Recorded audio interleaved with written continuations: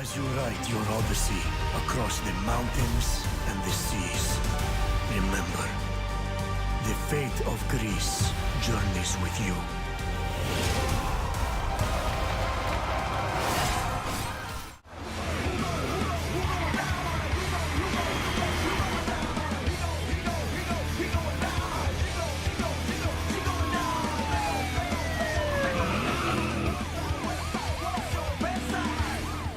Why haven't you delivered your weapon prototype to the military? I will not place weapons of such magnitude into the hands of a total incompetent. This is an outrage!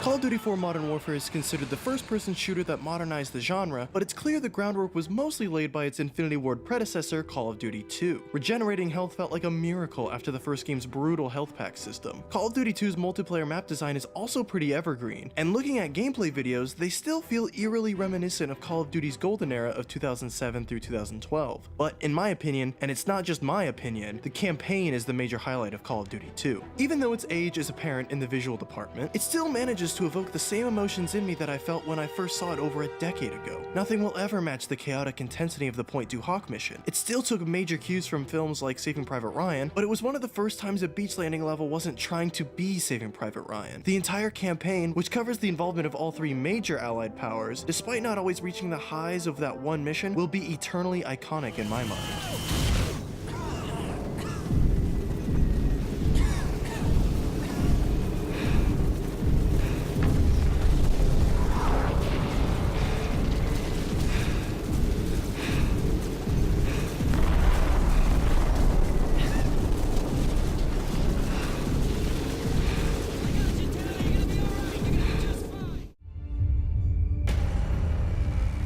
Gotham need you.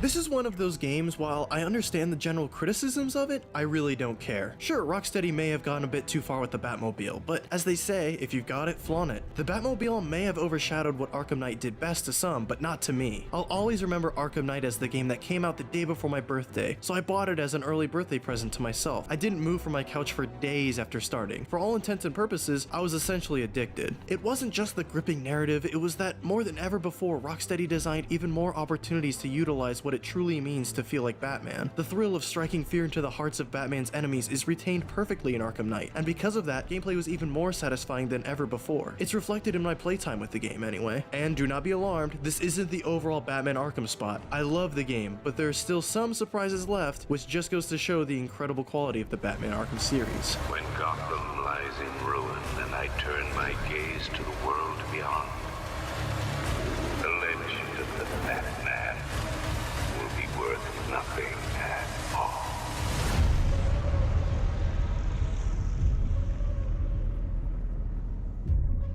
BT-7274. Your data recorder says your original pilot was killed in action. Correct. My original pilot was KIA. Infinity Ward was a developer that meant a lot to me. Call of Duty 4 was the first game I ever played on PS3, so their freshman effort on that new hardware left one hell of an impression. Their unique presentation for Call of Duty always stood out. Even if I didn't know Infinity Ward was the developer, I could probably tell if something was from them. Since then, the main creatives behind that studio formed Respawn and joined EA to make Titanfall. Titanfall 2, the sequel, is the first of the Titanfall games with a traditional campaign, and I got the same feelings from playing that as I did when I played Call of Duty 4 for the first time. It's something I have a hard time putting my finger on. That team just has a sense of magic that, when executed properly, just feels right. The presentation, the gunplay, the controls, and design all feel like old school Call of Duty, but with all of the gameplay mechanics that make Titanfall special. Titanfall 2 is the complete package. It has a brilliant blast from the past of a campaign, and the multiplayer retains the frantic gameplay Titanfall made itself known for, and expands upon it in more addictive and flashy ways. As far as this generation is concerned, almost nothing feels as good as Titanfall 2.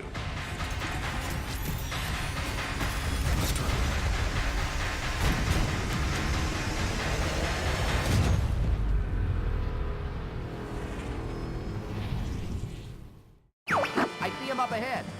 Let's rock and roll! I didn't grow up with the Nintendo 64, and that will definitely show by the end of this list. There's just about no representation for the N64 on this list, but I absolutely adore Star Fox 64. Its vibrant, iconic worlds are made so memorable by just how many gameplay opportunities and different paths there are to capitalize on. The variety or replayability of Star Fox 64 doesn't come from anything modern gamers would look for. The replayability comes from the simple pleasure of doing things differently than last time, performing a little better by shooting a bad guy that was missed last time, doing something differently to get put on a different path than last time. I've still never played the underwater mission. I didn't even know there was one for a long time. Star Fox 64 can be beaten in less than 2 hours. This game just wouldn't work today. Just shooting dudes for 2 hours then wanting to do it again isn't something that I can imagine being commercially viable these days. Everything Star Fox 64 represents is something that worked because it was, aside from Star Fox on SNES, a one and done deal. Even if a new Star Fox game came out on Switch, I don't think it could capture the charm and magic of Star Fox 64. Zero tried and it just didn't work. Star Fox 64 is in a weird bubble on its own, and that's why it's special.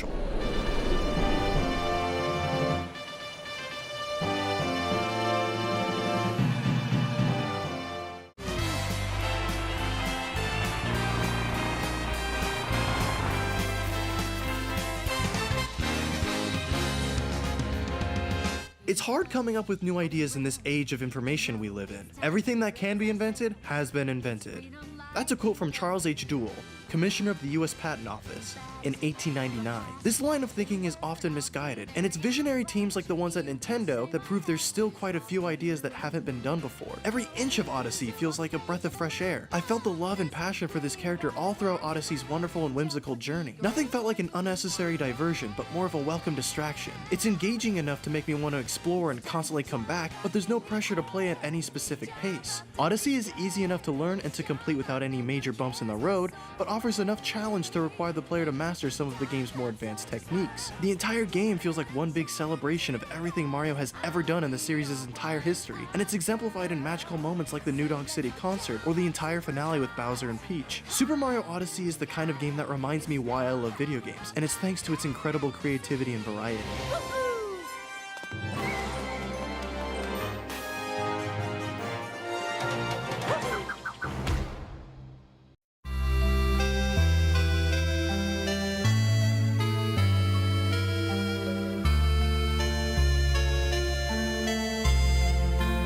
Pokemon is a series that has never been afraid to dive into absurdity, but the third generation of Pokemon games is the one that introduced players into the potentially world-ending or world-altering stakes presented by legendary Pokemon. The fourth gen continues this trend and sets a tone unlike anything this series had seen or maybe ever will see again. The delightfully cozy score is one of the biggest standouts in a series renowned for its legendary soundtrack. I may have chosen Platinum over Diamond and Pearl, but that's because it's exemplary of the best parts of both games with some additional content. This generation just has vibes. The sun setting in real time creates an aesthetic that was so fresh at the time, and continues to give me feelings about my youth every time I'm thinking about playing this game in bed at night or outside on a beach. The fourth generation of Pokemon exudes emotion and feeling in every aspect of its design, for both its world and the Pokemon who inhabit it. Platinum balances the childlike glee of embarking on a Pokemon adventure while also maintaining a sense of heaviness and real stakes with its narrative about Team Galactic, Arceus, and Giratina. If the third generation was international, the fourth is intergalactic and interdimensional, which makes sense because Diamond, Pearl, and Platinum are absolutely transcendent.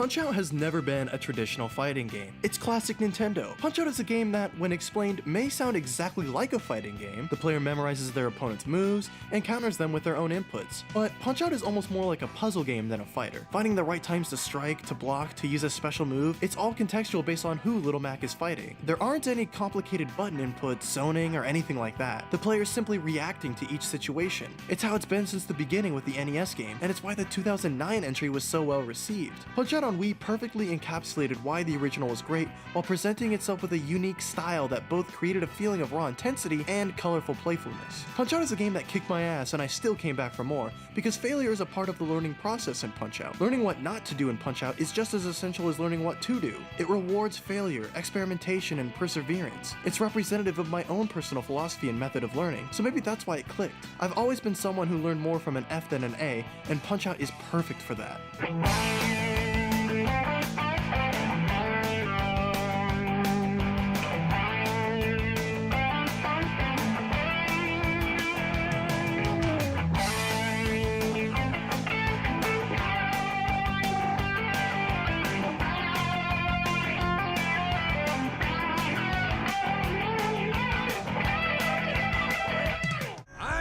There's a lot of you asking the same question right now. Why? There was no reason for any of this.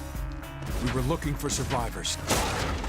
Well, you found some. They're still alive. Existential horror is rare to find in video games. Even rarer are the games that do it right. Perhaps existential horror is the wrong terminology to use. Spec Ops: The Line is more about the horror of reality, that people are monsters, and that we create our own fantasies based on our own twisted desires. The player isn't the hero they think they are in this game, and it's why this game came as such a shock to me when I played it. I knew things weren't as they seemed before I even started playing it, but nothing prepared me for the absolutely insane rabbit hole I was about to fall into. Spec Ops is meant to disarm the player, to lead them into a false sense of security. It plays just about like any other third-person cover-based shooter, so that's why it comes as a shock when some of the most disturbing and gut-wrenching moments in gaming history assault the player for simply doing as they're told. Shoot the bad guy and keep moving forward. If none of that does a good job explaining why Spec Ops: The Line is an all-timer of a game, let's just say it didn't surprise me to learn that this game is actually a loose adaptation of Heart of Darkness, the novella that inspired the film Apocalypse Now. We can't hold much longer.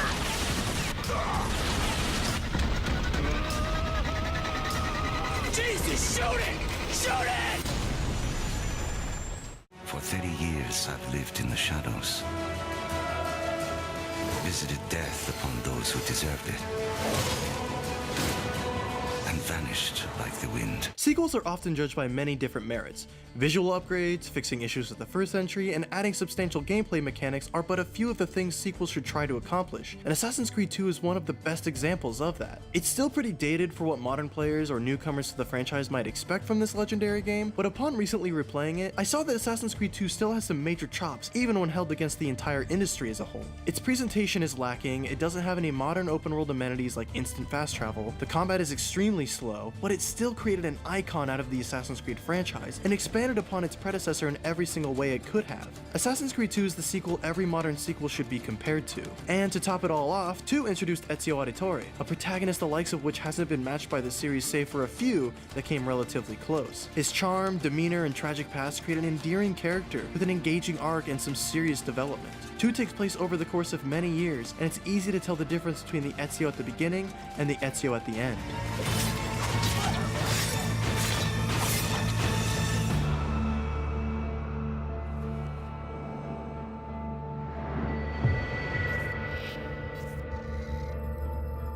Everything that lives is designed to end.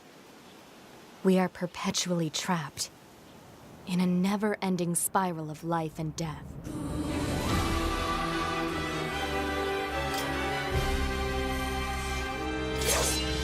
Every game on this list is memorable in its own way, but none are at all comparable to the way Nier Automata affected me both during and after playing it.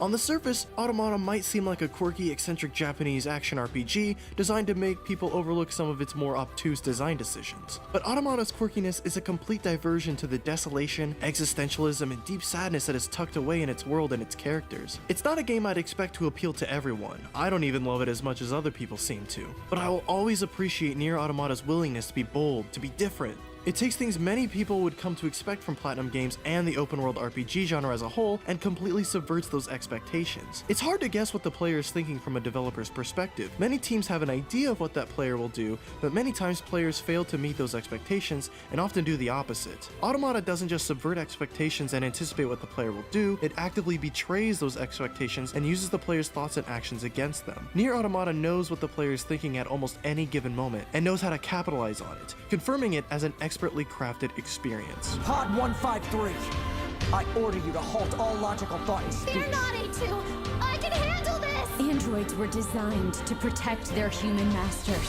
Even if it's pointless, you still have to do it! You two are the last remaining members of Yorha.